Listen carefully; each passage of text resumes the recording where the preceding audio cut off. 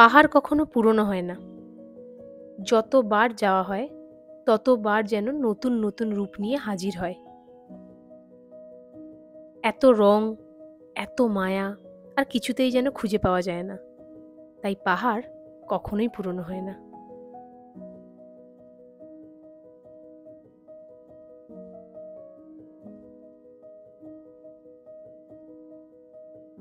পাহাড়ি সকালের মিঠে আলো, পাখিদের ডাক আর জানলা খুলতেই এক টুকরো স্বর্গের হাতছানি।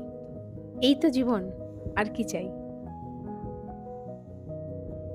এখন আমরা রয়েছি টুমলিংয়ে। আজ আমাদের জার্নি শুরু হবে সান্দাকফুর উদ্দেশ্যে।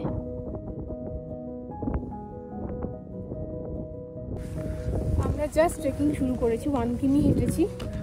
এখন বাজে প্রায় সকাল 9:15। আজকে আমাদের টার্গেট সান্দাকফু পৌঁছানো, এটা 19 কিমি। তো সকাল সকাল আমরা রান্না দিয়েছি, ব্রেকফাস্ট করিনি, একদম কালী বকুতে গিয়ে কিছু খাবো।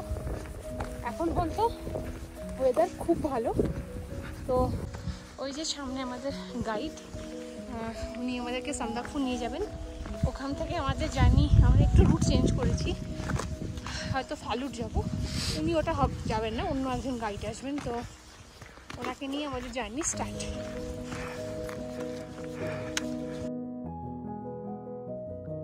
যারা পায়ে হেঁটে পাহাড় ঘোরেন তারা এই অভিজ্ঞতাটা সবাই জানেন, কিন্তু যারা ঘোরেননি তারা অনেকেই একটা প্রশ্ন আমাদেরকে করে থাকেন, ট্রেকিংয়ে আনন্দটা কোথায় পাওয়া যায়? এত ব্যস্ত জীবন, এত ছোটাছুটির পর আমরা কোথাও একটা ছুটি কাটাতে যাই, সেখানে গিয়েও সারাদিন হাঁটা, তাহলে আনন্দটা কোথায়?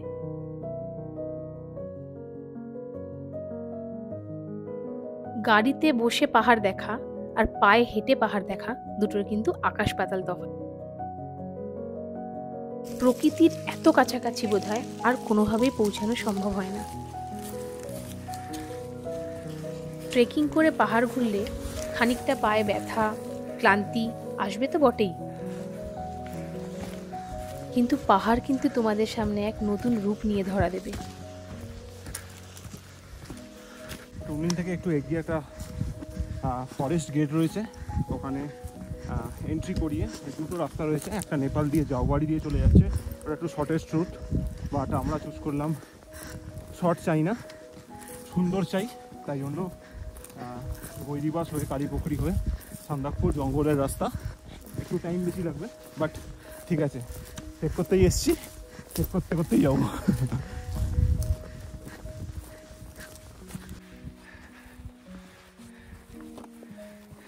জ্যাকেট ট্যাকেট পরে এবার রীতিমতো গরম লাগছে, খুব হাওয়া, কিন্তু আমরা জ্যাকেট ট্যাকেট খুলে ভেতরে যেটা একটা সোয়েট শার্ট মতো আছে এটা পরেই হাঁটছি। মাঝখানে একটু স্টিং খেয়ে নিচ্ছি, স্টিং এনার্জি পাওয়ার জন্য হাঁটছি।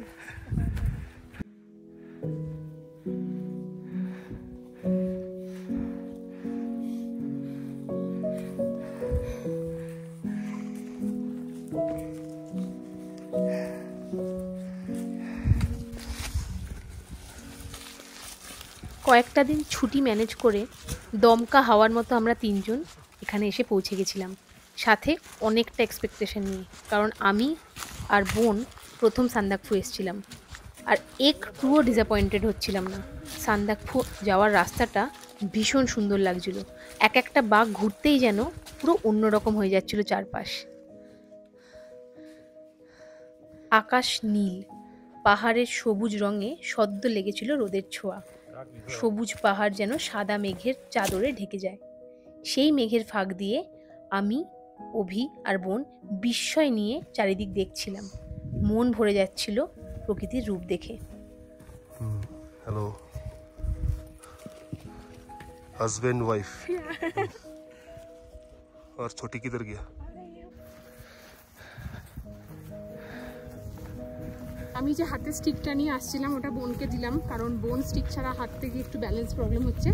তো আমি ভেবেছি নেক্সট কোথাও গাছের কিছু পেলে একটা নিয়ে নেব, তখন ওটা অল্টারনেট করে নেবো। আপাতত আমি স্টিকটা ওকে দিয়েছি। ট্রেকিং রুটটা বিভিন্ন ধরনের ল্যান্ডস্কেপের মধ্য দিয়ে যায়, যার মধ্যে রয়েছে কখনো ঘন জঙ্গল, কখনো পাহাড়ি গ্রাম, আবার কখনো ফুলের বাগান। ট্রেকের প্রত্যেকটা পর্যায়ে নতুন নতুনভাবে প্রকৃতি তোমাদের সামনে ধরা দেবে। আমরা তিনজনেই প্রায় এক নাগারে হেঁটে যাচ্ছিলাম। কখনো কখনো দাঁড়াচ্ছিলাম জল খেতে বা কোনো সুন্দর জায়গার ছবি তোলার জন্য। আর বিশ্বাস করো, এতটাই সুন্দর জায়গাটা ছিল, আমাদের কিন্তু একটুও ক্লান্ত লাগছিল না।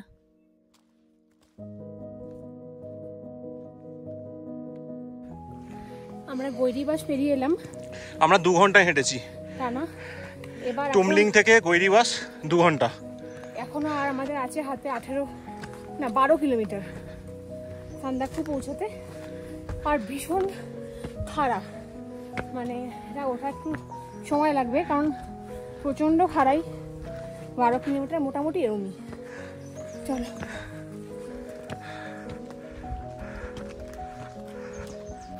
এখানে গৈরিবাসে ওরা টিকিট নিল। আমরা যেহেতু সান্দাকফুতে 2 দিন থাকছি, তাই জন্য পার ডে পার হেড 200 টাকা করে, মানে আমাদের 3 জনের 2 দিনের জন্য পড়লো 1200 টাকা।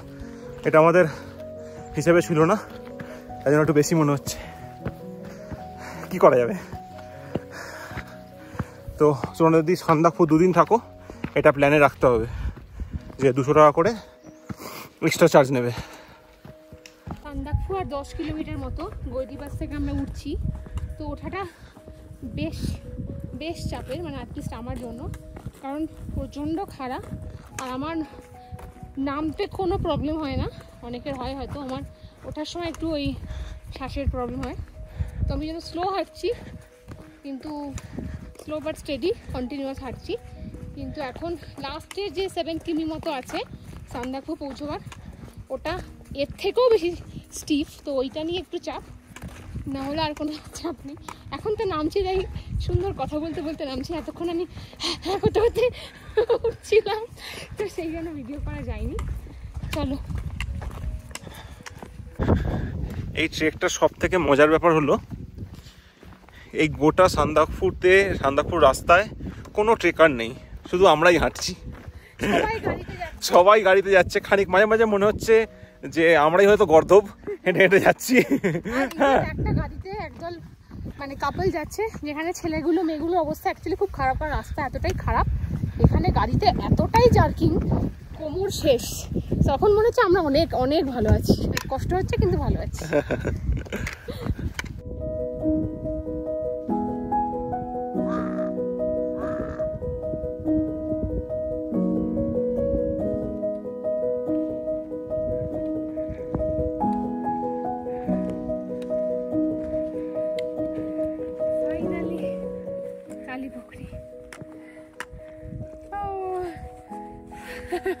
এখনো রেস্ট নেওয়ার নেই, এখনো হাঁটতে হবে। হ্যাঁ হ্যাঁ, সান্দাকফু এখনো এখান থেকে 7 কিলোমিটার।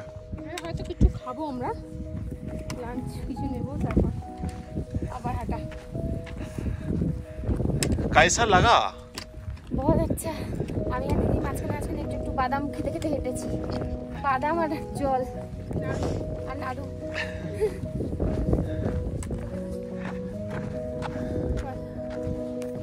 आपको कैसा लगा? हमको तो बहुत अच्छा लगा।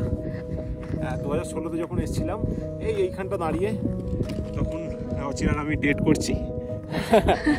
4 দিন ধরে টাওয়ার পাইনি বলে আমরা এখান থেকে টাওয়ার পেয়ে যাই, এই জায়গা থেকে স্পটটা থেকে টাওয়ার পাওয়া যায়। আমার আর ওর সাথে ফোন করে প্রচুর ক্যাচাল হয়েছিল, তো ফাইনালি ঘুরে ফিরে আবার ওই জায়গাটা দিয়ে এসেছি এত বছর পর। তো বেশ ভালো লাগছে, মজা। আজকে হাসছি, কর ক্যাচাল আমার সাথে।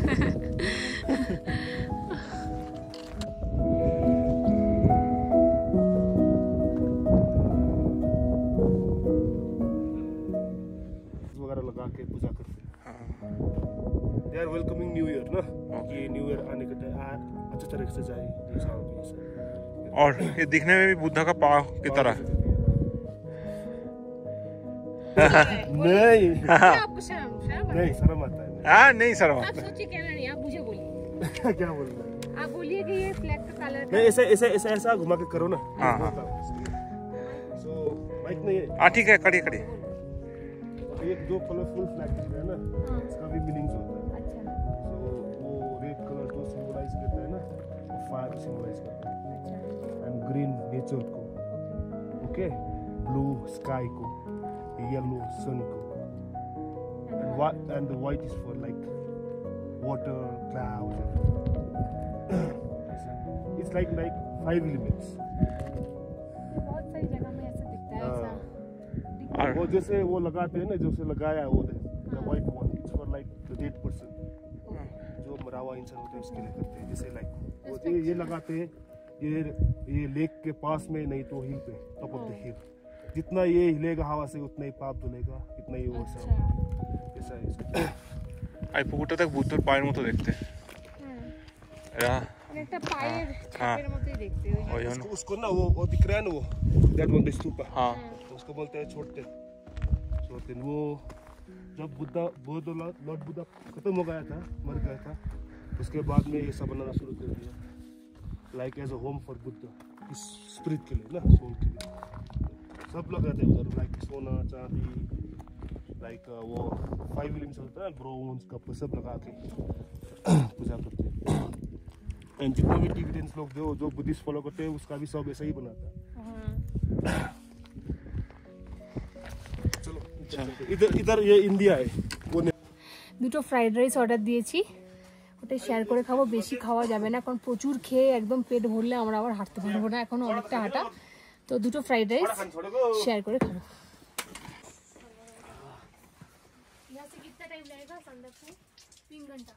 यस वो इतना लग अभी रास्ता थोड़ा ऐसा चढ़ा ही नहीं ना, कितने बजे जगह बोलते हो चढ़ा ही नहीं, नॉर्मल जैसे आप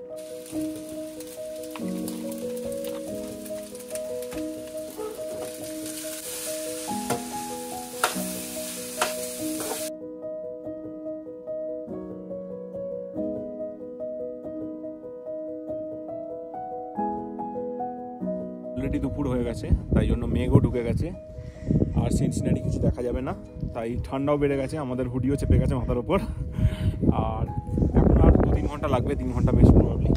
এখন বাজে অ্যাপ্রক্সিমেটলি ওই কটা বাজে, 2:30 ওই হবে ওরম 2:30 বাজে। ফ্রাইড রাইস খেয়ে নিয়েছি, পেটটা খানিকটা শান্তি পেয়েছে, সকাল থেকে কিছু খাইনি, এটাই ফার্স্ট মিল। সোজা সান্দাকফু যাবো, ওখানে আমাদের লাঞ্চ তো মিস হয়ে গেল, লাঞ্চ বুক করা ছিল, তো বিকেলে যদি লাঞ্চটা থাকে তাহলে খেয়ে নেবো। আর এখানে এখন বিশাল ঠান্ডা, এবার আর ঠান্ডা প্রচন্ড হাওয়া দিচ্ছে।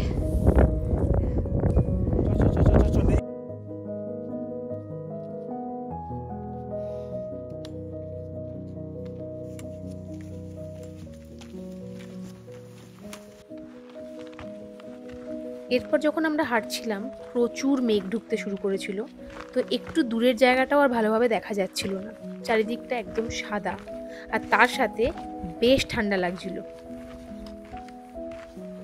রাস্তাটাও কিন্তু এবার আস্তে আস্তে আর একটু খারাপ হতে শুরু করেছিল, যেমন স্টিপ তেমন এবড়ো খেবড়ো।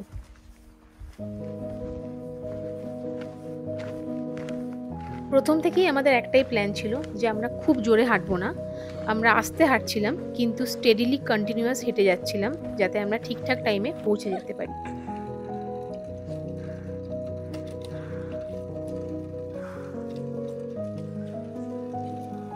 বরফ দেখে মনে একটু আনন্দ জেগেছে, আশা করছি উপরে ওখানে বরফ পাবো কালকে সকালবেলা, ওয়েদার ভালো থাকলে সামনে থেকে কাঞ্চনজঙ্ঘাকে দেখবো, এটাই প্ল্যান। আর আজকে তো দেখার কোনো উপায় নেই, পুরো কুয়াশায় ঢেকে গেছে, দাঁড়িয়ে লাভ নেই, এগোতে হবে।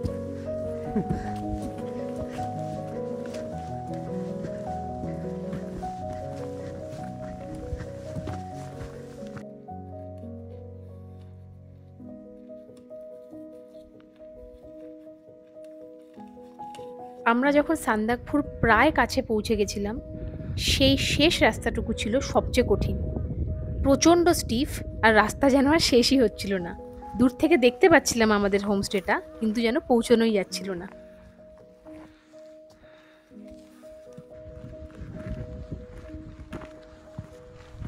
ফাইনালি 5টা নাগাদ আমরা পৌঁছলাম সান্দাকফুতে।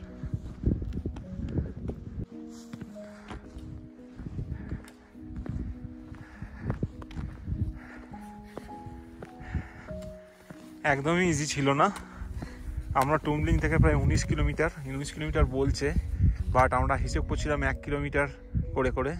1 কিলোমিটারটা মোটেই 1 কিলোমিটার নয়, আর আমাদের প্লেন ল্যান্ডের 1 কিলোমিটার আর পাহাড়ের 1 কিলোমিটার আলাদা, অনেক আলাদা। বলে না সে after the hardest climb you can see the best view. আমরা একদম সানসেটের টাইমে এসে পৌঁছেছি। আর সত্যি কথা বলেছি, I am really proud of us যে আমরা করেছি, কারণ আমরা একদমই প্রো নই। টুমলিং থেকে নন স্টপ আমরা হাঁটলাম, মানে প্রায় 20 কিলোমিটার। প্রফেশনাল ট্রেকার নই, প্রায় 20 কিলোমিটার আমরা 20 কিমি নন স্টপ হাঁটলাম। তো মাঝখানে শুধু একবার জানি সান্দাকফু হয়তো ইজি ট্রেক ক্যাটাগরির মধ্যে পড়ে, বাট নন স্টপ টুমলিং থেকে হাঁটা আর এত স্টিফ রাস্তা, finally we made it. Finally হ্যাঁ।